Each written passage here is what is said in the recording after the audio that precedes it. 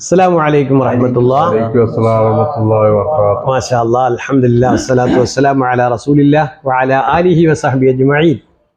ഇന്ന് നമ്മൾ പഠനമന്ദിരത്തിൽ ചാർട്ട് 36 ഇന്നത്തെ ക്ലാസ് അതാ. പ്രത്യേകിച്ച് നമ്മുടെ ഈ ചാനൽ കണ്ടൊരു വ്യക്തികൾ വീടുകളിൽ ഇരുന്ന് പഠിക്കുന്നുണ്ട്. ക്ലാസ്സൊക്കെ എടുക്കുന്ന ടീച്ചർമാരൊക്കെ ഒരുപാട് ഉപകാരപ്പെടുന്നു എന്ന് പറഞ്ഞ് അവിടെ അറിയിക്കുന്നുണ്ട്. അപ്പോൾ അൽഹംദുലില്ലാഹ് നമ്മുടെ ഈ ക്ലാസ് മറ്റുള്ളവർക്ക് എല്ലാവർക്കും ഉപകാരപ്പെടണം. അല്ലാഹു തആല സ്വീകരിക്കുമാറാകട്ടെ. പ്രത്യേകിച്ച് നമ്മൾ ഈ ചാർട്ടിനകത്തുള്ളത് ഒരു ദുആയും ബെയ്ത്തും എല്ലാം കൂടാണ്. അപ്പോൾ അത് എളുപ്പത്തിൽ കുട്ടികളെ നമ്മൾ ആദ്യമേ പഠിപ്പിക്കുന്ന ബെയ്ത്താണിത്. ഈ ബെയ്ത്തൊക്കെ പഠിപ്പിച്ചാൽ നമുക്ക് ഗുണമെന്ന് പറയാം. കുട്ടികൾക്ക് എന്താക്കും, ഈ അറബി ഭാഷയുമായി കുറേ ബന്ധങ്ങളുണ്ടാവും. അപ്പം ആ വാക്കുകളൊക്കെ നമ്മുടെ വായിലേക്ക് എന്ത് ചെയ്യും, ഈ കെട്ടുകളില്ലാതെ കെട്ടുകൾ ഊരുക എന്നുള്ളതാണ്. പ്രത്യേകിച്ച് എന്താണെന്നറിയാം, നമുക്ക് എന്ത് പറയാനും നമ്മുടെ നാവിനൊരു കെട്ട് വരും. ആ കെട്ട് മാറാൻ വേണ്ടിയാണ് പരിശുദ്ധ ഖുർആനിൽ ഒരു ആയത്ത് തന്നെ, 4 ആയത്തുണ്ട് സൂറത്ത് താഹയിൽ. ബഹുമാനപ്പെട്ട മൂസാ നബി അലൈഹിസ്സലാത്തു വസ്സലാമിന് അല്ലാഹു തആല പഠിപ്പിച്ചു കൊടുത്ത ദുആയാണ്. എന്താണ്? അത് എല്ലാ പ്രാസംഗികന്മാരും പറയും. എന്താണ് ആ പ്രാർത്ഥന? ബിസ്മില്ലാഹിർ റഹ്മാനിർ റഹീം റബ്ബി ഇശ്റഹ് ലി സദ്രി വയസ്സിർ ലി അംരി വഹ്ലുൽ ഉഖ്ദതം മിൻ ലിസാനി യഫ്ഖഹു ഖൗലി. അപ്പോൾ അതുകൊണ്ട് നമ്മൾ ഈ ചാർട്ടിനകത്ത് പറയുന്ന ഒരു ദുആയാണ്. അതായത് ചെറിയ കുട്ടികൾക്ക് പോലും പരിശീലനം കൊടുക്കാൻ പറ്റിയ, ഞാൻ ഒറ്റയക്ഷരമായിട്ട് എഴുതുന്നത്, ഒറ്റയക്ഷരവും കഴിയും കൂട്ടക്ഷരവും എഴുതും. അപ്പോൾ ഇതിനകത്ത് ഈ ചാർട്ടിന്റെ പ്രത്യേകത എന്താ? ഇതൊക്കെ ഇങ്ങനെ ഒരു കലണ്ടറിൽ, അതായത് പഴയ കലണ്ടറിന്റെ അളവിൽ നമ്മൾ ചെയ്തേക്കുന്നത്. ഇങ്ങനെ ഒട്ടിച്ചിട്ടിരുന്നാൽ എന്ത് ചെയ്യും, മദ്രസകളിലായാലും വീടുകളിലായാലും ഇങ്ങനെ കിടക്കുമ്പോൾ എന്ത് ചെയ്യും, കുട്ടികൾ ഇങ്ങനെ വായിച്ചോളും.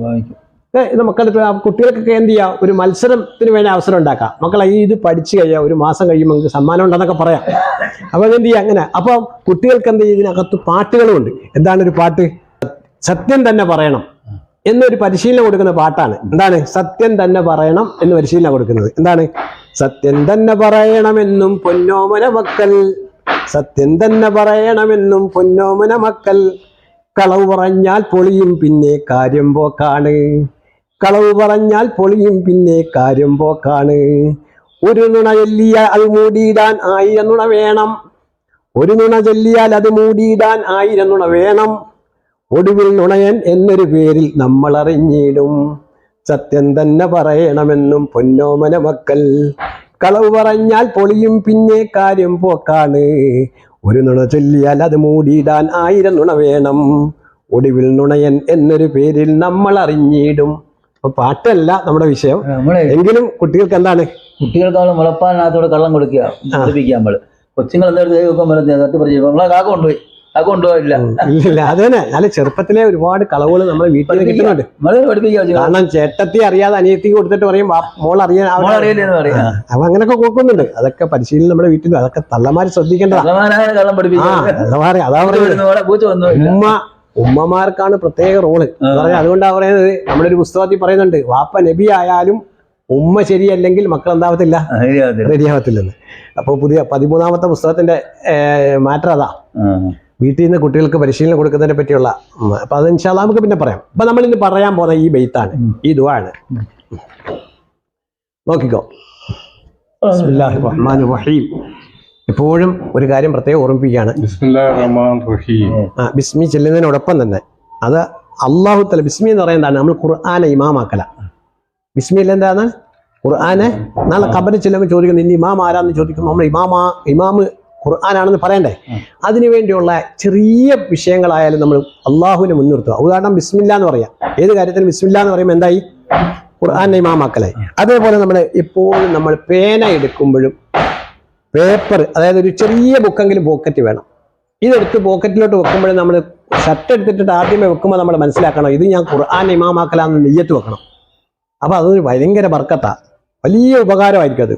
പ്രത്യേകിച്ച് ഈ പേനയിലുള്ള മഷിക്കുള്ള പവർ വലുതാണ്, അതൊക്കെ മനസ്സിലാക്കണം നമുക്ക്. അപ്പൊ അതുകൊണ്ട് ശ്രദ്ധിച്ചോണം. ഇതെല്ലാം നമ്മൾ ഖുർആനെ ഇമാമാക്കല. അതും ആദ്യത്തെ 5 ആയത്തിൽ ഇതെല്ലാം വന്നു. എഴുത്തും വായനയും പഠിപ്പീരും പഠിക്കലും എല്ലാം വന്നു കഴിഞ്ഞു. അപ്പൊ നമ്മൾ ആദ്യമേ തുടങ്ങുവാണ്. ബിസ്മില്ലാഹിർ റഹ്മാനിർ റഹീം. ഈ അക്ഷരം ഇതോ റബ. ഷദ്ദ് കൊടുത്താലോ റബ്ബ. റബ്ബന. ഇപ്പൊ എന്തായി? ഇനി ഫതഹിന് നീട്ടാൻ അലിഫ്. റബ്ബന റബ്ബന. ഈ പഠനം നിങ്ങൾ ആയിരങ്ങൾ ഇത് പഠിക്കുക. നമ്മുടെ ഈ ക്ലാസ് കേട്ടിട്ടുണ്ട്. കാരണം ഈ അക്ഷരങ്ങൾ അറിയാത്ത ഒരുപാട് പേരുണ്ട്. പ്രത്യേകിച്ച് നമുക്ക് കുട്ടികൾക്ക് ഇങ്ങനെ പഠിപ്പിക്കാം. കുട്ടികൾക്ക് എപ്പോഴും ഒറ്റയക്ഷരം തന്നെ പഠിപ്പിക്കണം. അപ്പൊ നമുക്ക് താഴേക്കിടയിൽ കൊണ്ടുപോയെങ്കിലേ കൂട്ടക്ഷരത്തിലേക്ക് എത്തിക്കാനൊക്കത്തുള്ളൂ. ഇതൊരു ബന്ധമില്ലാത്ത പെട്ടെന്ന് കൂട്ടക്ഷരം കൊടുത്തു കൊടുത്താൽ എന്ത് ചെയ്യത്തില്ല, സാധാരണക്കാർക്ക് മനസ്സിലാവത്തില്ല. നമുക്ക് എന്ത് ചെയ്യും, കൂട്ടക്ഷരം എഴുതും, ഒറ്റയക്ഷരവും കൂട്ടക്ഷരവും രണ്ടും പരിശീലനം കൊടുക്കണം. അപ്പൊ എന്താണ് റബ്ബന? റബ്ബന. ഈ അക്ഷരം റ ആണ് അല്ലേ? പക്ഷെ ഇതിന്റെ മേളിൽ പുള്ളിയിട്ടാലോ സ, സായ്, സ എന്ന് പറയും, സായി എന്ന് പറയും. സ. ഈ സ വരുമ്പോ നമുക്ക് ഓർമ്മ വേണം, സംസമിനെ ഓർക്കണം. സംസം. കസറിട്ടാലോ സി, സി, സി, സി. ദാല്, സീദ്. എങ്ങനെ പറയും? സീദ്, സീദ്, സീദ്. ഈ ദാലിന് എന്തുണ്ട്? ഒരു പവർ ലക്ഷമാണ്. ഏതുപോലെ നമ്മൾ അക്ഷരം പരിശീലനം കൊടുക്കുമ്പോൾ നമ്മൾ പറയാറുണ്ട് ആ ഇ ഉ അ, ബ ബി ബു ബ്, ബ ബി ബു ബ്, താ തീ തു അത്, അത്, സാ സീ സു അസ്, ജാ ജി ജു ജി. അക്കൂട്ടത്തിൽ ദാ ദീ ദു ദ്. ഇപ്പൊ ഇതിനകത്ത് 3 അക്ഷരങ്ങൾക്ക് സ്വന്തമായിട്ട്, ഞാൻ ഈ പറഞ്ഞതിനകത്ത് 3 അക്ഷരങ്ങൾക്ക് എന്ത് വരും? സ്വന്തമായിട്ട് നിലനിൽപ്പുണ്ട് സുക്കൂൻ കൊടുത്താൽ. മറ്റുള്ള അക്ഷരങ്ങൾക്ക് സുക്കൂൻ എന്ത് ചെയ്യും? വേറെ അക്ഷരത്തിനോട് ചേർത്തേ പറയാനൊക്കത്തില്ല. അതുകൊണ്ട് അത്, അസ്, അൽ, അം, അൻ, അസ് എന്നൊക്കെ പറയുന്നത് മനസ്സിലായില്ല? അപ്പം ഇതെങ്ങനെ പറയും? സിദ്, സിദ് എന്ന് പറയാം. സിദ് എന്ന് പറയത്തില്ല, സിദ് എന്ന് പറയത്തില്ല. എങ്ങനെ പറയും? സിദ്. അപ്പം റബ്ബന സിദ് അണ്ടാ. ഇനിയോ നൂനാണ്. സിദിന, റബ്ബന സിദിന. എങ്ങനെ? റബ്ബന സിദിന, റബ്ബന സിദിന, റബ്ബന സിദിന. ഇനി അടുത്തത് ഐനാണ്. ഇത് എവിടുന്ന് വരും? ഈ അക്ഷരം തൊണ്ടയുടെ നടുക്ക്.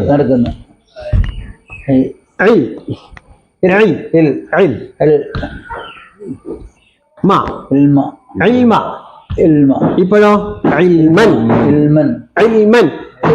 ഇനി ഒരു അക്ഷരത്തിന്റെ കുറവുണ്ട്. ഏതാണ്? അലിഫ്. മാഷാ അല്ലാഹ്. ഏതിന്റെ കൂടെ അലിഫ് വരത്തുള്ളൂ? തൻവീൻ അല്ല, മീമിന്റെ കൂടെ അല്ല, തൻവീൻ ഫത്തഹിന്റെ കൂടെ. 2 ഫത്തഹിന്റെ കൂടെ. ഒരു ഫത്തഹല്ല. എന്നാ 2 കിസറിന്റെ കൂടെ വരുവോ? ഇല്ല. 2 ലമ്മിന്റെ കൂടെ വരുവോ? ഇല്ല. അപ്പൊ ഇൽമൻ. ഈ അക്ഷരം എന്താണ്? ഇപ്പോഴോ ഈ അക്ഷരം നാഫി. വീണ്ടും അയിന് വരുക.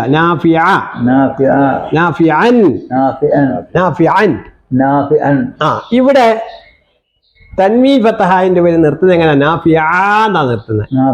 നമ്മൾ ഖുർആനൊക്കെ ഓതി വരുമ്പോ എങ്ങനെ ആയിരിക്കും? നാഫിഅ എന്ന് പറയത്തില്ല, സുക്കൂൻ കൊടുത്ത് പറയത്തില്ല. എന്താണ്? യഥാർത്ഥത്തിൽ സുക്കൂൻ ഉണ്ട്. ഏതിനാണ്? അലിഫിന്. പക്ഷെ നമുക്ക് കാണാനൊക്കത്തില്ല. ഒരക്ഷരത്തിന് ഏതെങ്കിലും ഒരു ഹർക്കത്ത് കാണും, അടിസ്ഥാനപരമായിട്ട് ഏതെങ്കിലും കാണും. പക്ഷെ ഏറ്റവും മനസ്സിലാക്കേണ്ട എന്താ? ഒരു സുക്കൂൻ അവിടെ ഉണ്ടെന്ന് സങ്കല്പിച്ചോണം. സുക്കൂനാണ് വഖഫ് ചെയ്യുന്നത്. നിർത്തുന്നത് എങ്ങനെ? സുക്കൂനാത്ത്. അത് വഖഫ്. അപ്പൊ അതുപോലെ ഫതഹ് ഹർക്കത്തിൽ തുടങ്ങും, സുക്കൂന് നിർത്തുന്നു. അപ്പൊ എന്താ? റബ്ബന സിദ്ന ഇൽമൻ നാഫിഅ, റബ്ബന സിദ്ന ഇൽമൻ നാഫിഅ. ഇത് നമുക്ക് ഒരു മക്കൾക്ക്, ഒരു കുഞ്ഞിനെ ഒരു ദിവസം ഒരു വരിയെങ്കിലും പഠിപ്പിച്ചാൽ മതി. ഇത്രയും പഠിപ്പിച്ചാൽ മതി അല്ലേ? അപ്പൊ നമ്മളിപ്പോ ഇതിന്റെ കൂട്ടക്ഷരം എഴുതാൻ പോതാണ്ടേ. ഇതെന്താണ്? റബ്ബന റബ്ബന സിദ്ന. ഇവിടെ ശ്രദ്ധിക്കേണ്ടതുണ്ട്, ചില അക്ഷരങ്ങളോട് ചില അക്ഷരങ്ങൾ ചേരത്തില്ല. ഉദാഹരണം റായിന് ശേഷം ചേർത്ത് എഴുതത്തില്ല. ഇവിടെ സായിന് ചേർത്ത് എഴുതത്തില്ല. ദാലിന് ശേഷം എഴുതത്തില്ല. അപ്പൊ നൂന് ശേഷം എഴുതും. അലിഫ് എഴുതി. റബ്ബന സിദ്ന.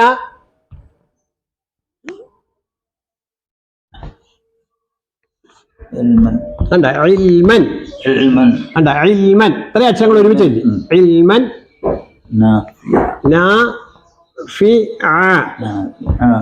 അതിനെഴുതിയാണ് നാഫിഅ.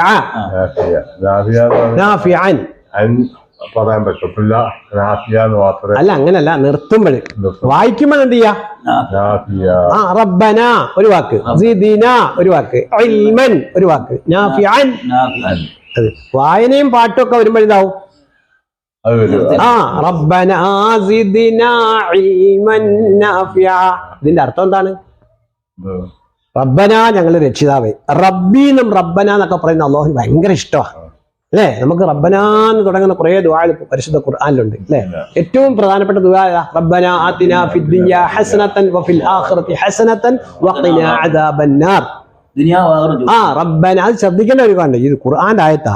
നമ്മൾ ചിലരെന്ത് ചെയ്യും, റബ്ബന ആതിനാ ഫിദ്ദുനിയ ഹസന, അവിടെ വഖഫില്ല, വഖഫ് ചെയ്ത് കളയും, ഒരുമിച്ച് ചെല്ലണം. റബ്ബന ആതിനാ ഫിദ്ദുനിയ ഹസനതൻ വഫിൽ ആഖിറതി ഹസനതൻ വഖിനാ അദാബന്നാർ. റബ്ബന ആതിനാ ഫിദ്ദുനിയ ഹസനതൻ വഫിൽ ആഖിറതി ഹസനതൻ വഖിനാ അദാബന്നാർ. അങ്ങനെ തന്നെ ശീലിക്കണം. മറ്റു ദുആ ആയതുകൊണ്ട് എന്തുണ്ട്, കുറച്ച് ഇളവൊക്കെ വരും, എന്നാലും ശരി തന്നെ നമ്മൾ എന്ത് ചെയ്യുന്നത്, പരിശുദ്ധ ഖുർആനിൽ വന്നതാണ്, സൂറത്തുൽ ബഖറയിലുള്ളതാണ്, 201-ാമത്തെ ആയത്താണ്. പരിശുദ്ധ ഖുർആൻ എടുത്തിട്ട് നമ്മൾ നോക്കണം, 201-ാമത്തെ ആയത്ത്. ഇപ്പം സൂറത്തുൽ ബഖറയിൽ എത്ര ആയത്തുണ്ടോ കൂടെ നോക്കണം. എത്ര ഉണ്ട്? 286 ആയത്തുണ്ട്. ഏറ്റവും വലിയ സൂറത്താണ്. അപ്പൊ അതിനകത്ത് ഈ ദുആ വരുന്നുണ്ട്. അപ്പൊ നമ്മളിപ്പോ പറഞ്ഞു എന്താ, റബ്ബന എന്ന് പറഞ്ഞ ഞങ്ങൾ രക്ഷിതാവേ, സിദ്നാ ഞങ്ങൾക്ക് നീ വർദ്ധിപ്പിച്ചു തരണേ, ഇൽമൻ അറിവിനെ വർദ്ധിപ്പിച്ചു തരണേ. ഇൽമൻ എന്ന് പറയുന്നത് അറിവ്, നാഫിയാൻ പ്രയോജനപ്പെടുന്ന ഇൽമ്, ഈ ലോകത്തും പരലോകത്തും ഉപകാരപ്പെടുന്നത്. പരിശുദ്ധ ഖുർആനിൽ നബി സല്ലല്ലാഹു അലൈഹി വസല്ലമയോട് അള്ളാഹു പറഞ്ഞൊരു ദുആ ഉണ്ട്, അത് നമ്മൾ പഠിക്കണം. ഏതാണ് അള്ളാഹു പറഞ്ഞ ദുആ? വേണ്ട, ഇത് നോക്കിക്കോ, ഇതെന്താ? റബ്ബി റബ്ബി റബ്ബി സിദ് നീ, റബ്ബി സിദ്നി ഇൽമ. ഇൽമൻ എന്നുള്ളത് ഇൽമ, ഇതെപ്പോഴും പറയണമെന്ന് പറഞ്ഞിട്ടുണ്ട്. ആരോട് പറഞ്ഞിട്ടുണ്ട്? അള്ളാഹിന്റെ റസൂലിനോട്. എന്താ പറഞ്ഞിട്ടത്? റബ്ബി സിദ്നി ഇൽമ, റബ്ബി സിദ്നി ഇൽമ, എനിക്ക് അറിവിനെ വിജ്ഞാനത്തെ വർദ്ധിപ്പിച്ച റബ്ബേ എന്ന് ചോദിക്കണമെന്ന് അള്ളാഹുവിനോട്. അപ്പൊ നമ്മൾ ചോദിക്കാൻ നമ്മളെ കിട്ടുവോ? നമുക്ക് കിട്ടുവോ? ചോദിക്കാൻ കിട്ടുവോ? ഏത് കാര്യത്തിനായാലും ചോദിച്ചെങ്കിലേ കരുത്തുള്ളൂ. അപ്പൊ അള്ളാഹുവിനോട് എപ്പോഴും ചോദ്യത്തിന് അള്ളാഹുവിന് ഭയങ്കര ഇഷ്ടമാണ്, ചോദിക്കുന്നവരെ ഭയങ്കര ഇഷ്ടമാണ്. റബ്ബി സിദ്നി ഇൽമൻ ഇൽമ, റബ്ബി സിദ്നി ഇൽമ ഖുർആനിലുള്ളതാണിത്. ഇവിടെ നമ്മൾ ബൈറ്റിലൂടെ കുട്ടികളെ പഠിപ്പിക്കുന്നത് എങ്ങനെ? റബ്ബനാ സിദ്നാ ഇൽമൻ നാഫിഅ ആതിനാ ഹസനതൻ ഫീ ഹയാതിനാ ഹബിലനാ ഖുർറതൻ ആതിനാ ഹിദായതൻ നഹ്നു ഇബാദുക യാ ഇലാഹനാ ഇർഹംനാ റബ്ബനാ വഗ്ഫിർ ദുനൂബനാ സബ്ബിത് ഖുലൂബനാ അലാ ദീനിക നജ്ജിനാ വൻസുർനാ മിൻ കുല്ലി ആഫാത്തിൻ അന്ത മുജീബുദ് ദഅവാതി. അപ്പൊ ഇൻഷാ അല്ലാഹ് ഇന്നത്തേക്ക് നമുക്കിത് ക്ലോസ് ചെയ്യാം. അപ്പൊ ഇൻഷാ അല്ലാഹ് ബാക്കി നമുക്ക് നാളെ പഠിക്കാം. അപ്പൊ അതുകൊണ്ട് എന്ത് ചെയ്യണം, ഈ പറയുന്ന വിഷയങ്ങൾ ചെറിയ വിഷയങ്ങളാണ്, കാരണം നിങ്ങൾ എല്ലാം കൂടെ ഒരുമിച്ച് തന്നാൽ നിങ്ങൾക്ക് ദഹിക്കത്തില്ല. അതുകൊണ്ട് ഇത് ഇൻഷാ അല്ലാഹ് എഴുതിയെടുക്കുക. അല്ലാഹു തആല തൗഫീഖ് ചെയ്യട്ടെ. അസ്സലാമു അലൈക്കും വറഹ്മത്തുള്ളാഹി.